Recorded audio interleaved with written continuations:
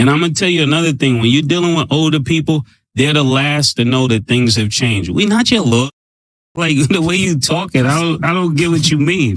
We're not your little, like for real. All that big homie stuff, that's for little. So we don't even respect big homies. I know Killer doesn't. And for me, W2H Media. Welcome back to the channel.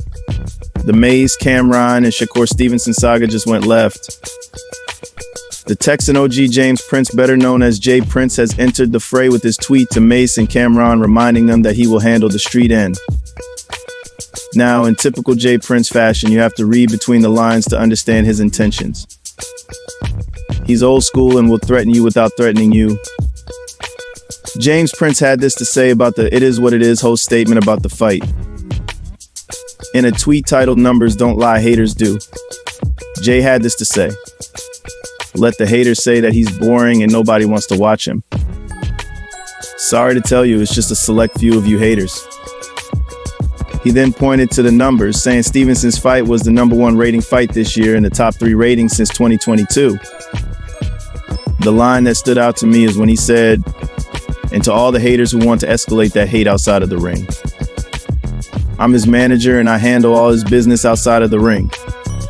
And to make sure Mase and Cam sees it, he tags both Stevenson and the It Is What It Is cast. If you know Cam and you know Mase, then you know they would have something to say, especially CamRon. Now, for you that don't know who J Prince is and what gives him the right to speak like this, or if you're not familiar with Shakur or the It Is What It Is host, let me give you a quick recap of who's who. James Prince was born on October 31st, 1965 in the 5th Ward of Houston, Texas, growing up in one of Houston's toughest neighborhoods. In 1986, Prince founded Rap-A-Lot Records, a label that would go on to shape the southern rap scene. The label became a launchpad for some of the biggest names in hip-hop, including the Ghetto Boys, Scarface, and Bun B. Jay had always had a strong connection with the streets, and the label's music reflect that. Songs like "My Mind's Is Playing Tricks on Me" was, and still is, a classic that represented a time in history. In the early 1990s, the FBI launched an investigation into Rap-A-Lot Records, suspecting the label of being a front for drug trafficking. The FBI conducted numerous raids on the label's offices, seizing documents and questioning employees. However, despite their efforts, no substantial evidence was found to link Prince or Rap-A-Lot to any criminal activities. Prince beat the charges, adding to his aura. He was hip-hop's boogeyman. Say what you want to say about other label heads, but all knew to never mention him. Like the saying goes, if you know, you know. Now let's talk Shakur Stevenson. He was born on June 28, 1997 in Newark, New Jersey. From a young age, it was clear that Shakur had a special talent for boxing.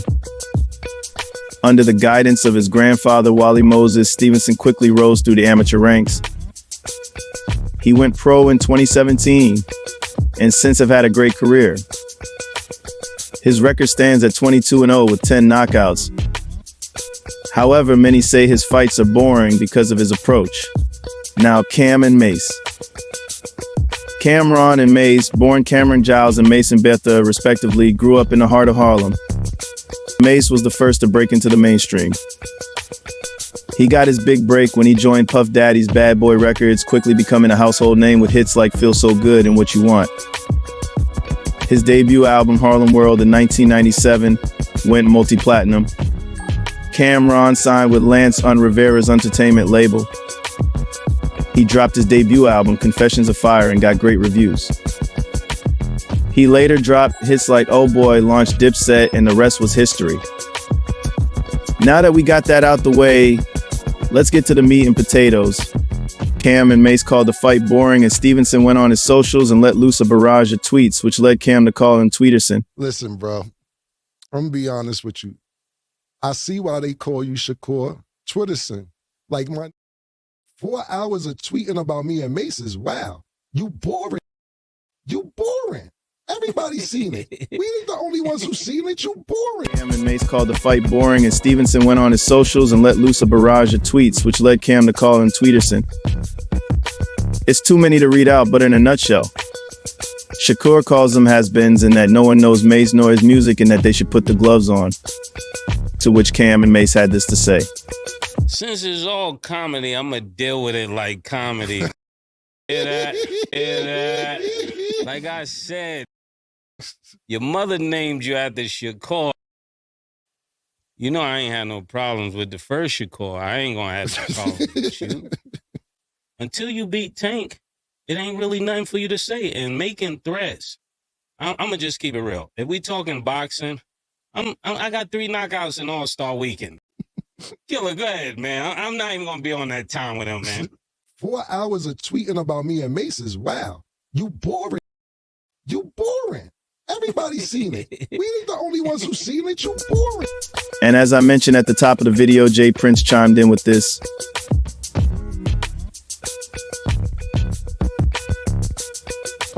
Followed by CamRon and Mase having this to say on their show.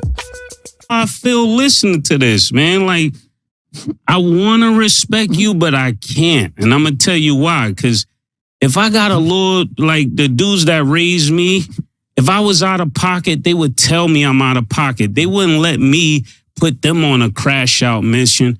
They would say, yo, Mase, listen.